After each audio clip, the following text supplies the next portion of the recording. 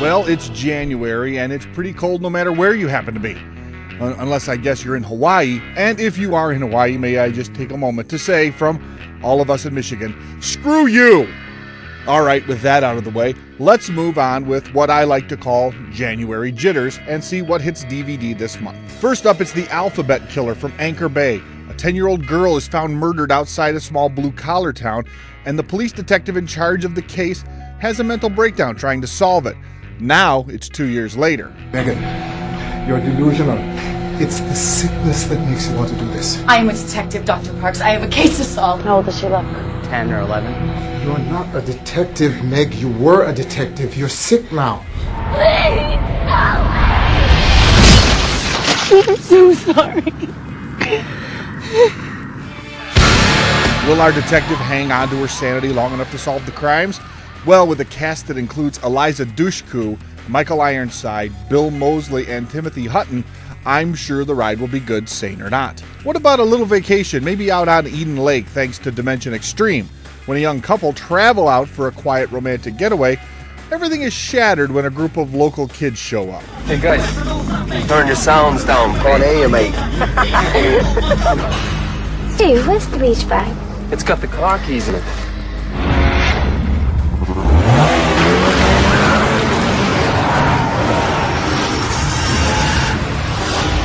I just want my car back.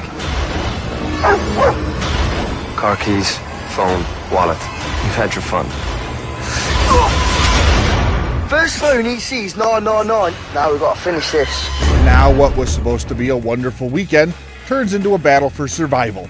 Damn kids, first they're on your lawn, next thing you know you're battling for survival. Endorphin Films tells us the legend of Sorrow Creek this month.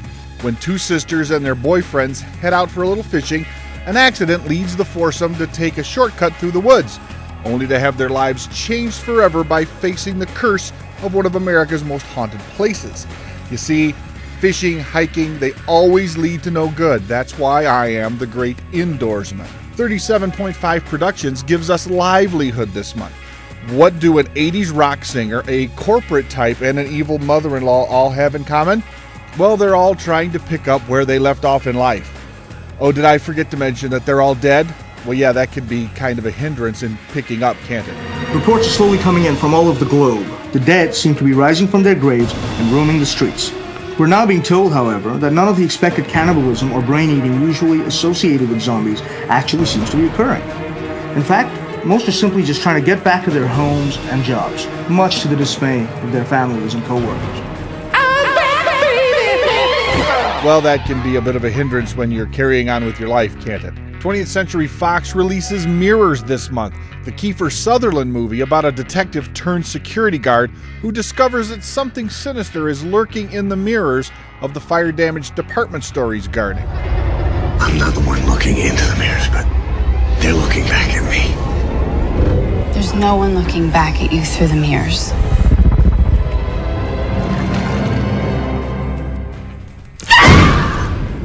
Oh my God.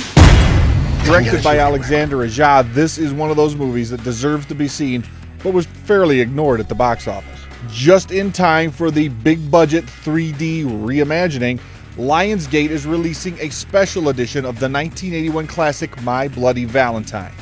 In this town on Valentine's Day, everybody loses their heart. It looks like Harry Morton's back in town. In the town of Valentine Bluffs, there are many ways to die. Take your pick. If you've never seen this cult classic movie, then you really do need to check it out. It's one of the best 80s slasher movies ever made. And trust me, I was heading to the theater a lot in the 80s and I saw a lot of crap. Tokyo Shock is putting the Tokyo Gore Police on patrol this month. The story of Ruka, a cop on the trail of some bioengineers who can modify open wounds into weapons, making self-mutilation sort of a combat form. This one is getting high praise from everyone, and it looks like to be your general Japanese gore fest. And who doesn't love that? Grodd Film is opening the cage and releasing Yeti this month. When a college football team survives a plane crash in a blizzard, they think they're pretty lucky. That is until the giant Yeti begins to hunt them for food. And having spent some time in college towns, I can honestly say I'll probably be rooting for the Yeti in this one. The cult classic in the making, Repo, the genetic opera, hits DVD this month from Lionsgate. It's the year 2056 and organ failures are devastating the planet. But one company emerges to help, GeneCo. Except if you get an organ transplant from GeneCo and you can't pay, they're going to send the Repo men in. And when he finds you, your time is up.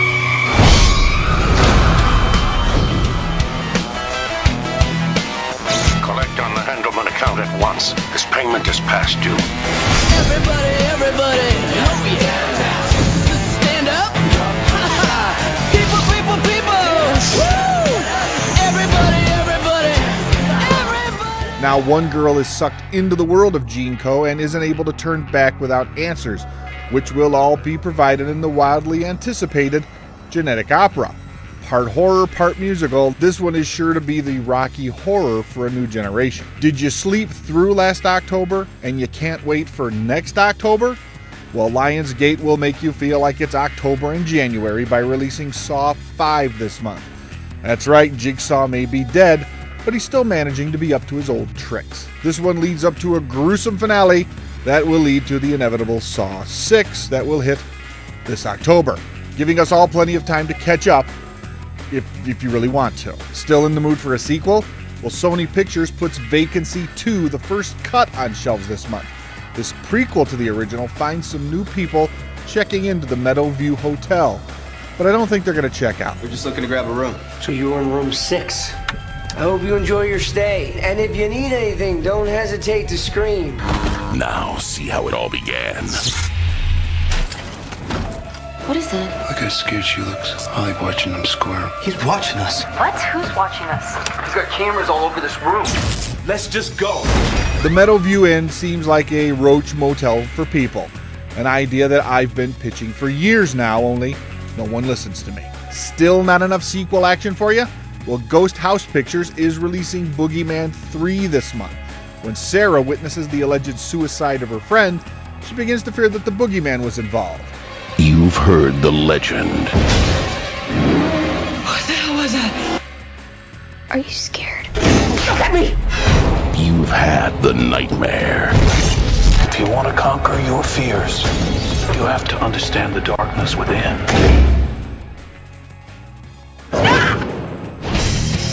Now, believe he's real. Now Sarah has to stop this ultimate evil from preying on the entire campus. Because it's not a question of if with the Boogeyman, it's a question of when. This is why you should always check under your bed at night. I'm just saying. Thinking of a wonderful European vacation this winter season? Well, First Look Pictures has a little travelogue of sorts called Sharks in Venice, and it might just help you. When an archaeologist travels to Venice to investigate the mysterious death of his father, he uncovers something far more sinister. We don't have sharks in Venice. What did you say was the cause of death? It was a boat propelled from one of the buses. What is it you're looking for? There are killer sharks down there. That's right, it's sharks, and they're in Venice. And my guess is that they're not happy, and since they're all Italian, I'll bet they love to eat. Or is that really just a stereotype? TLA is rolling out gutter balls this month.